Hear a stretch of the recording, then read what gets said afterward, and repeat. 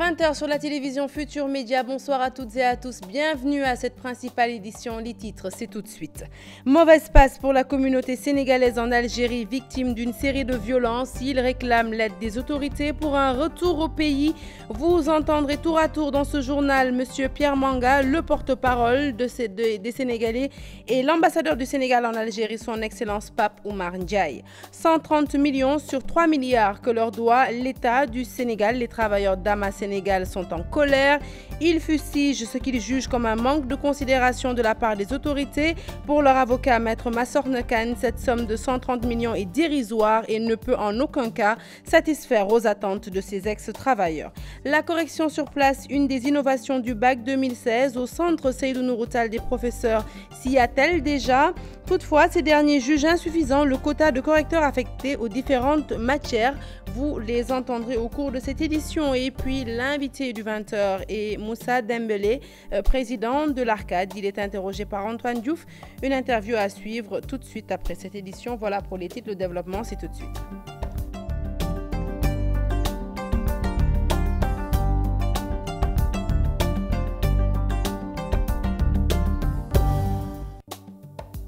Bonsoir à tous, je vous l'annonçais donc en titre. Sale temps pour la communauté sénégalaise qui vit dans la ville carrefour de Taman Rasset en Algérie. Cela fait maintenant 3 jours qu'ils vivent un calvaire total. Leur commerce aurait été pillé, incendié et bon nombre d'entre eux auraient subi des agressions. Tout de suite, pour en savoir plus, nous entrons donc en ligne avec un de nos ressortissants sur place.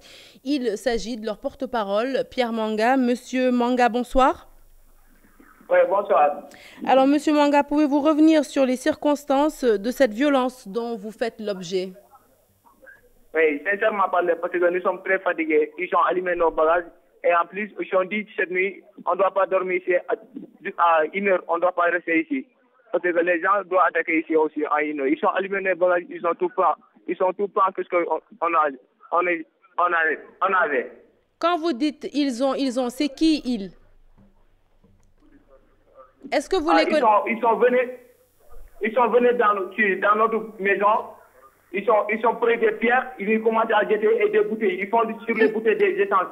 Après ça, ils ont commencé à jeter. Est-ce que cette nuit aussi, ils sont tués, je crois, 5 Camerounais, mais oui, c'est pas des Sénégalais. Oui, Monsieur Manga, mais est-ce que vous les avez identifiés? Est-ce que vous les connaissez? Oui, on les connaissait parce que c'est les gens d'Algérie. Ils sont des Algériens. Je vous remercie, Monsieur Manga. Nous n'excluons peut-être pas de revenir sur les circonstances de cette série de violences dont vous faites l'objet. Tout de suite, la réaction des autorités. En ligne avec nous, l'ambassadeur du Sénégal en Algérie. Alors, on me fait signe qu'il n'est pas encore en ligne. Nous allons tenter de le joindre, l'ambassadeur du Sénégal en Algérie, son Excellence Pape Oumar Ndiaye. Juste pour ceux qui viennent juste d'allumer leur poste de télévision, bien sachez qu'il s'agit d'un sale temps donc pour la communauté sénégalaise qui vit dans la ville carrefour de Taman Rasset. Nous venons d'entendre tout de suite M. Pierre Manga, porte-parole du jour, de la communauté sénégalaise agressée. Le commerce de plusieurs Sénégalais qui vivent là-bas aurait été pillé, incendié et bon nombre d'entre eux auraient subi, comme je viens de vous le dire, des agressions. Alors, nos tentations d'entrer en contact avec... Ah, on me fait signe que l'ambassadeur du Sénégal en Algérie est en ligne. Excellence, bonsoir. Excellence, vous m'entendez? Oui, je vous entends bien. Alors, bonsoir, Excellence. Vous êtes naturellement au courant de la situation. Quelle suite le gouvernement du Sénégal compte-t-il donner à cette affaire? Et surtout, est-ce que vous comptez accéder à la requête de rapatriement formulée par ces Sénégalais?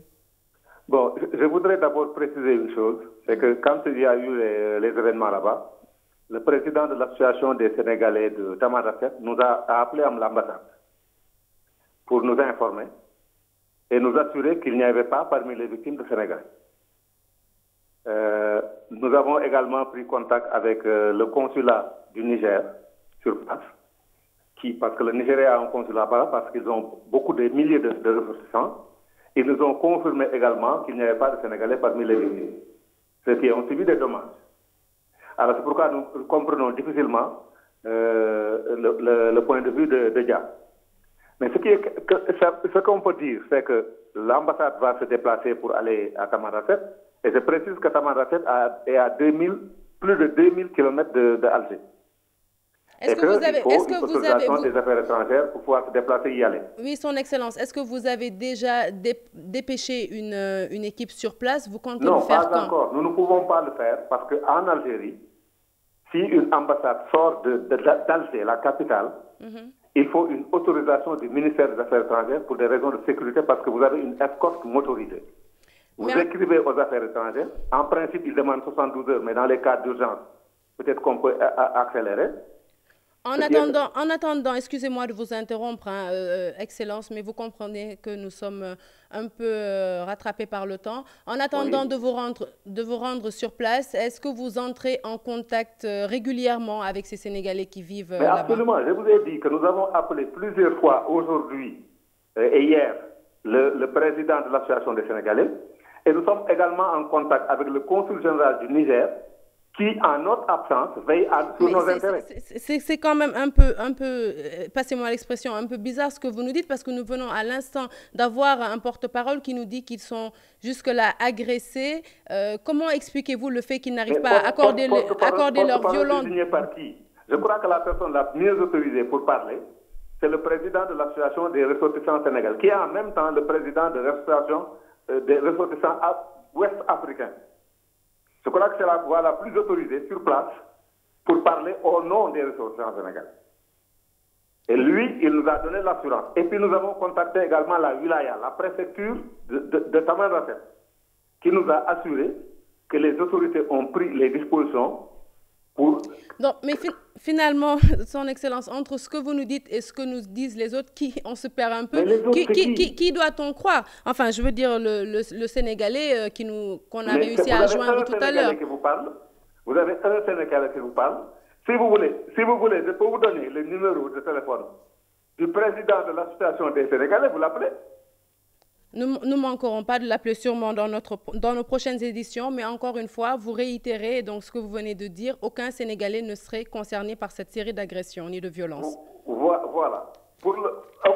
Jusqu'à plus ample informé, il n'y a aucun Sénégalais concerné par ces activités. En tout cas, merci beaucoup, Son Excellence, d'avoir bien voulu répondre à nos questions.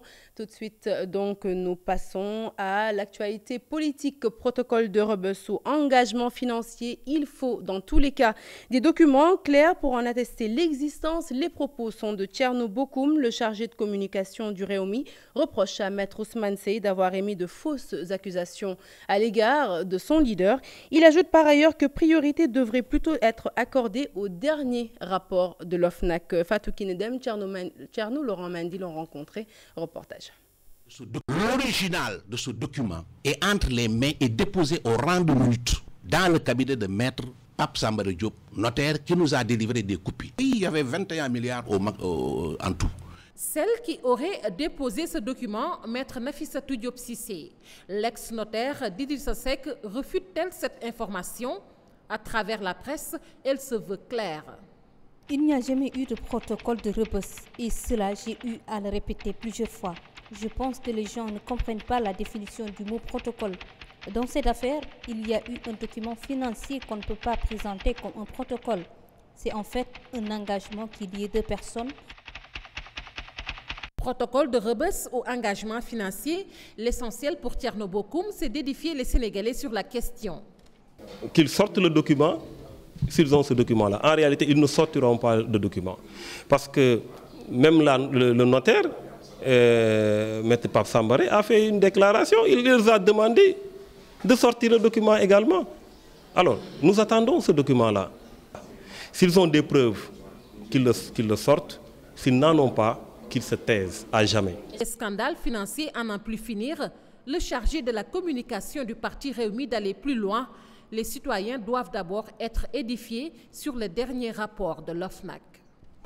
Ce rapport doit être transmis au procureur, doit être transmis à la justice. Ce n'est pas le cas jusque-là.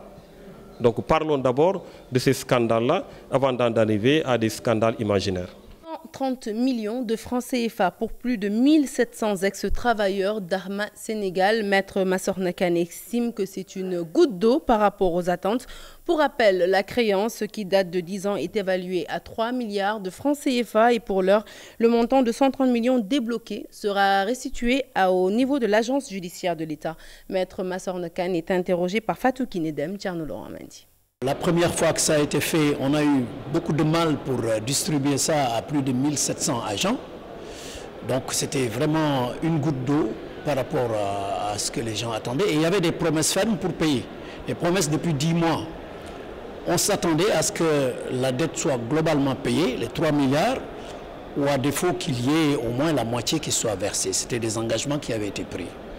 Donc si maintenant on nous redonne un acompte de 130 millions, on n'est pas en mesure de le distribuer. Et c'est pourquoi Maître Ndoye, qui est l'avocat le plus ancien constitué, me l'a retourné. Et moi, à mon tour, je ne peux pas le partager, donc on sera obligé de restituer ça. C'est comme si on donnait 7500 francs par mois à chaque travailleur. Demandons vraiment à ce que l'État fasse un traitement équitable à ces catégories de populations qui ont travaillé dans la saleté, dans la maladie et qui se retrouvent comme ça sans ressources. Et les ex-travailleurs d'Arma Sénégal confirment les propos de Maître Massorna Kane. En Assemblée générale, ils ont exigé le paiement intégral de leurs dûs, faute de quoi ils n'hésiteront pas un seul instant à descendre dans la rue. Compte rendu d'Issa Prera, Younous Diatta. Pour ces ex-travailleurs de Arma Sénégal, les 150 millions d'acomptes versés par l'État est un montant dérisoire. Depuis la liquidation de la société, ce sont près de 3 milliards de dettes que leur doit l'État du Sénégal. Les 1777 travailleurs refusent catégoriquement d'encaisser ce montant. Nous avons convoqué cette Assemblée générale, c'est suite aux 130 millions versés par l'État du Sénégal que nous avons refusé de prendre parce que nous avons jugé que c'est une modique somme et que nos préoccupations sont très grandes. Aujourd'hui, tout le monde sait qu'après la Korité, c'est la Tabaski. 130 millions, chacun n'aura même pas 50 000 francs. Donc, nous avons jugé cette somme très insuffisante. À l'approche de la Tabaski, les travailleurs se radicalisent dans leurs exigences. Ils réclament désormais la totalité du montant dû. L'État nous doit 2 milliards, presque 3 milliards je peux dire. 3 milliards 98 millions. Il avait avancé 130 millions, donc il reste 2 milliards 900 et quelques millions. Aujourd'hui, ils nous ont encore donné 130 millions. Mais si on donne un acompte dans une dette, il faut compléter. Mais on ne peut pas éternellement vivre d'acompte. On ne marche pas. Toutefois, des voix discordantes se lèvent pour accuser les dirigeants du collectif d'avoir détourné l'argent, une accusation que dément formellement le porte-parole. Ils ne savent rien. C'est des agitateurs. C'est ce qui parlent aujourd'hui que vous avez pris en image. Ils n'ont jamais participé à nos activités. Ils n'ont jamais participé à la grève de la faim. C'est de grandes gueules, c'est des poltrons. Ils n'ont jamais participé à nos activités. C'est des perturbateurs. Et cet argent-là se retrouve dans le compte de l'avocat. L'argent n'est pas versé dans notre compte. 10 ans après la liquidation de Arma Sénégal, ces ex-travailleurs courent toujours derrière leurs indemnités de licenciement. Signature des accords de partenariat économique, la coalition nationale non aux APE réaffirme son désaccord. Selon un de ses membres, le libre-échange entre l'Union européenne et la CEDEAO n'est pas envisageable et pour cause, l'Union européenne est la première puissance économique du monde alors que la CEDEAO est classée 20e au rang mondial. Par conséquent, l'organisation vient de lancer une pétition. Elle veut obtenir 5000 signatures et pouvoir ainsi saisir le Conseil économique, social et environnemental sur la question. Aïssatou Paye. Une pétition, 84 signataires, la résistance se renforce. La coalition nationale non aux accords de partenariat économique réaffirme son désaccord. Nous combattons ces accords et nous espérons. Nous sommes les gros perdants. Notre agriculture ne pourra jamais soutenir la politique agricole commune de l'Union européenne. L'Union européenne a continué à se renforcer. Nous, les PMA sur les 15 pays que compte la CEDEAO, les 11 sont des pays les moins avancés, dont le Sénégal. Alors, dans les pays les moins avancés, dites-vous bien, le revenu par habitant, c'est 1,25 $ par jour, d'après le calcul des Nations Unies. Alors, Alors que l'Union européenne, c'est la première puissance économique du monde, la première puissance commerciale du monde et la première puissance agricole du monde. Et comment voulez-vous que des pays dont la majorité sont des PMA, que ces pays puissent établir des relations de libre-échange avec une puissance comme l'Union européenne? C'est impossible. Autre pétition, la collecte de 5000 signatures. La lutte continue. L'objectif est de saisir le Conseil économique, social et environnemental, d'accord, pour que les conseillers économiques, sociaux et environnementaux puissent se prononcer sur les accords de partenariat économique. Cela dans le cadre de notre stratégie de démocratiser le débat et la réflexion sur les accords de partenariat économique. Car nous trouvons inacceptable que le président Macky Sall et son gouvernement veuillent plonger 13 millions de Sénégalais dans les affres des accords de partenariat économique sans débat, sans discussion. La non-signature de la Tanzanie renforce les 84 signataires dans leur combat. Elle vient renforcer en même temps la non-signature de la Gambie et du Nigeria. Et c'est pourquoi il y a cette résistance-là. Le collectif des promoteurs hôteliers de la Corniche brise le silence. Accusé de corruption par les défenseurs du littoral, ses membres persistent et signent. Ils soutiennent être en règle, contrairement aux déclarations parues dans la presse.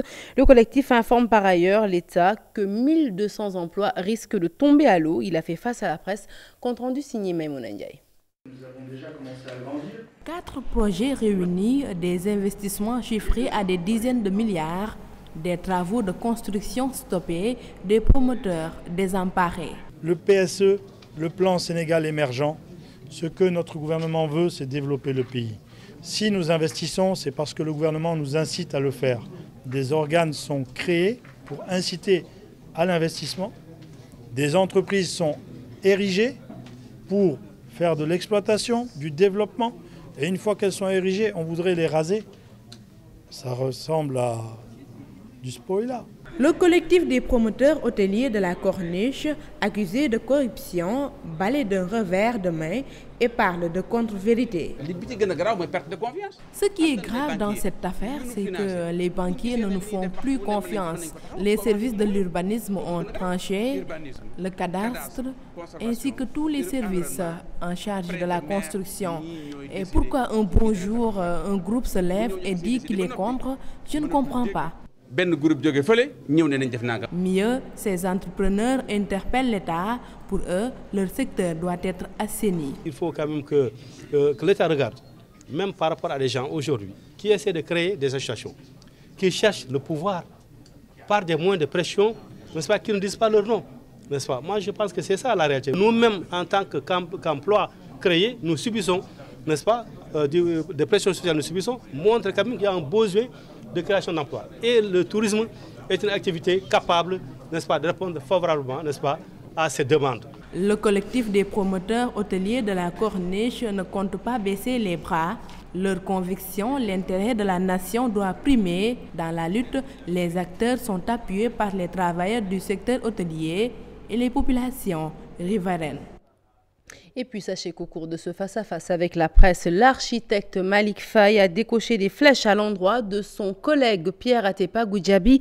Il affirme que ce dernier n'est plus inscrit à l'ordre des architectes du Sénégal depuis près de 13 ans et qu'il ne peut en conséquence exercer le métier d'architecte au Sénégal. Malick Faye, se référant à la loi, précise par ailleurs qu'on ne peut être architecte et entrepreneur à la fois. Je vous propose de l'écouter toujours au micro de Maïmouna Ndiaye. Pour exercer le métier d'architecte, il faut être régulièrement inscrit au tableau de l'ordre. C'est la loi qui le dit. Régulièrement, c'est-à-dire chaque année. Pour exercer le métier d'architecte, il faut être régulièrement inscrit. Atepa n'est pas, je disais Goudiaby, n'est pas inscrit depuis 15 ou 16 ans. Vous avez les tableaux de l'ordre. C'est ajoute une chose, le port du titre d'architecte est protégé. Si vous n'êtes pas inscrit au tableau de l'ordre, vous ne pouvez pas porter ce titre. Par contre, si quelqu'un, pour une raison X, Y, choisit de démissionner pour être entrepreneur, les deux professions sont incompatibles et c'est la loi qui le dit. Opération pré-hivernale 2016, l'État dégage une enveloppe de 2,4 milliards dont 60 millions sont réservés pour le curage. Le bassin de Bagdad a été visité ce matin par le ministre de l'Hydraulique et de l'Assainissement, Mansour Faye. Cette opération de curage nécessite mise en place de réseaux secondaires mais aussi désensablement du site. Mais sur cette question, autorités compétentes et locales se renvoient la balle. Salif Sow, Asmalik Diop pour les détails. Bassin de Bagdad, première étape d'une longue tournée.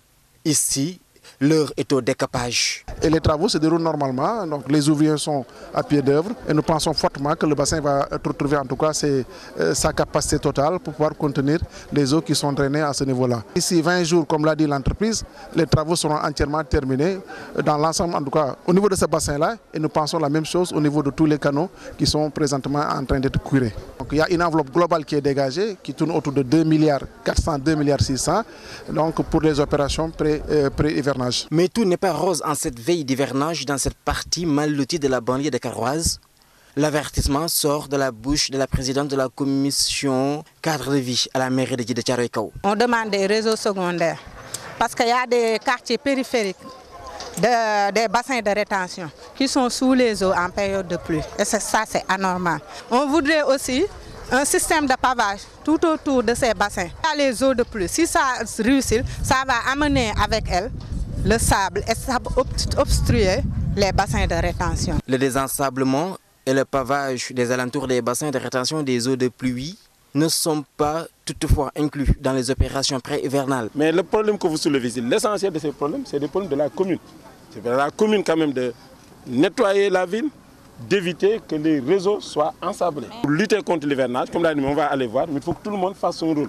Cette année, les opérations de curage ont englouti 600 millions de francs CFA selon les autorités en charge de la question. Lutte pour la protection de l'environnement et des ressources naturelles au Sénégal. Le centre de suivi écologique fête ses 30 années d'existence. Occasion saisie par cette institution nationale pour organiser une journée portes ouvertes avec un panel sur la géomatique. La cérémonie a eu lieu ce mardi. C'était au siège du CSE à Dakar en présence du ministre de l'Environnement mais aussi des différents partenaires. Ibou Diouf fêtait de cette visite compte rendu.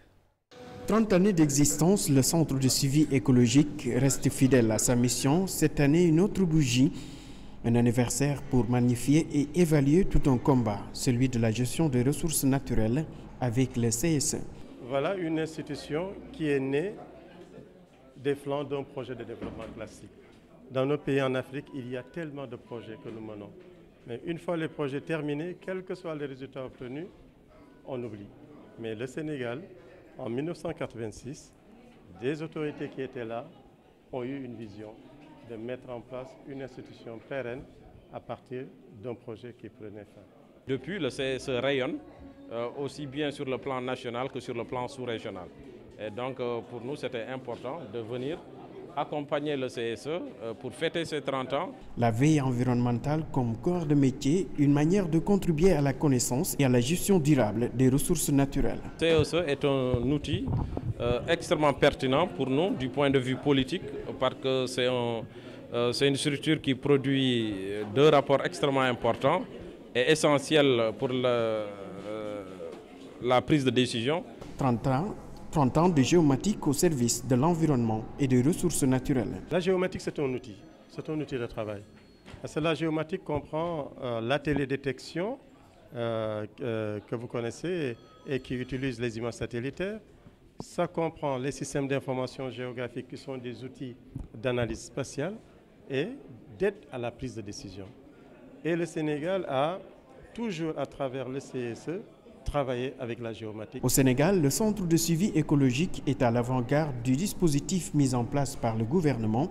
Objectif, promouvoir la prise en compte des bonnes pratiques environnementales à tous les niveaux de l'action publique.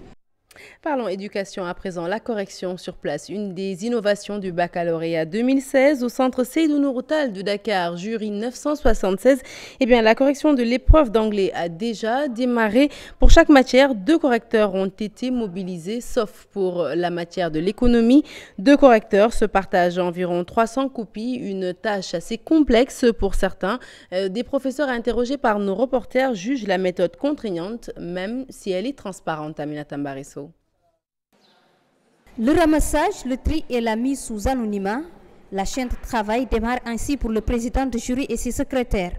Étape suivante, la distribution des copies aux professeurs. Cette année, tout se fait sur place, même la correction. Pour l'anglais, on a déjà commencé depuis hier après-midi.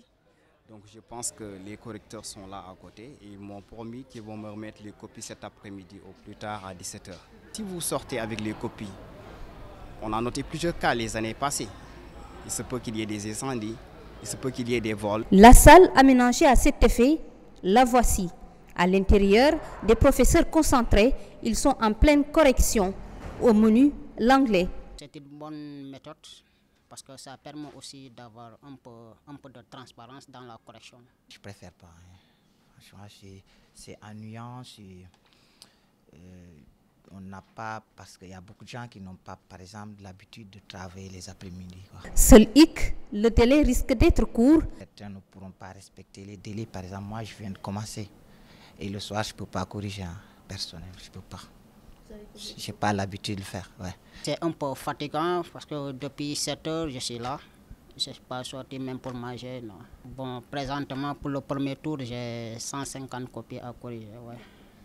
Principalement pour chaque matière, j'ai 2 correcteurs pour environ 300 candidats, sauf en économie où j'ai un seul correcteur. Ils font ainsi leur choix, le retour à l'ancienne méthode. On devait revenir à l'ancienne méthode, quoi. Ouais. Permettre aux gens d'amener les copies à la maison et là, vous pouvez franchement travailler la nuit. Je pense qu'amener les copies à la maison, bon, c'est mieux. Là, tu auras largement le temps. Correction sur place ou correction à la maison, l'office du baccalauréat a déjà tranché. Certains correcteurs auraient tout de même souhaité une concertation avant la mise en œuvre de cette nouvelle directive. Et puis, classé 5e au concours général cette année, le Prytanée militaire habitué à occuper la première place de ce concours prestigieux en net recul.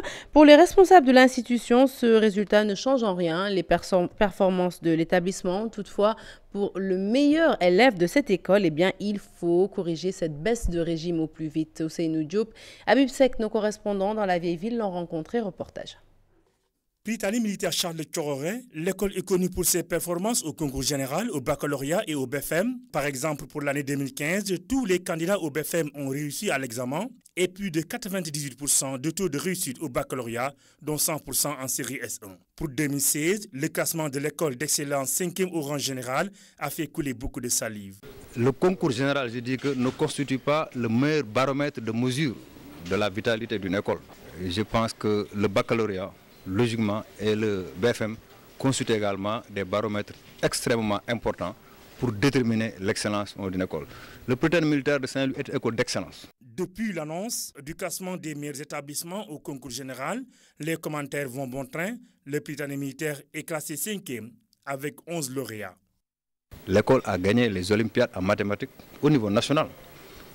3 élèves sur 6 de l'équipe B du Sénégal sont des élèves du Prytanée militaire de Saint-Louis. Les gens l'oublient. Nous avons gagné tous les prix en allemand presque cette année aux Olympiades. Donc notre école se porte extrêmement bien.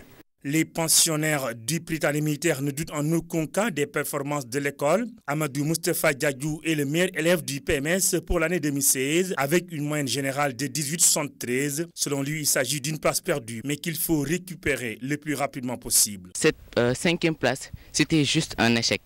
Mais sachez que nous allons nous relever plus tard. Parfois, il est nécessaire de tomber pour pouvoir mieux se relever. Du côté des autorités sénégalaises, cette 5e place ne change en rien les bons résultats du Prytanée militaire. Il y a des notes très importantes, très élevées. Et je pense aujourd'hui qu'on peut avoir espoir que l'école reviendra à sa place, à sa vraie place. L'école compte 14 nationalités sur un total de 500 élèves environ. Pour les responsables de l'administration, les performances sont toujours revues à la hausse, contrairement à ce que beaucoup pensent du Prytanée militaire de Saint-Louis. Voilà, et juste avant de nous quitter cette information, Gorgui Sy Dieng ne sera pas le seul Sénégalais en NBA. La saison prochaine, l'ailier fort de 2,7 m, Georges Niang, s'est engagé pour 3 ans aux Indiana Pacers. C'était ce mardi. Le métis de 23 ans, né d'un père sénégalais, a été sélectionné au second tour de la draft de cette année. Georges Niang, qui tourne en ce moment à 10 points, 6 rebonds de moyenne en Summer League, est sorti de l'université d'Iowa State. Voilà, cette brève met fin donc à ce journal que j'ai été ravie de vous avoir présenté. Prochain rendez-vous de l'information, le tout en images à 0h. L'info qui continue sur votre site www.igfm.sn. Et tout de suite, l'invité du 20h, je rappelle qu'il s'agit de M. Moussa Dembélé, président de l'Arcade. Il est interrogé par Antoine Diouf.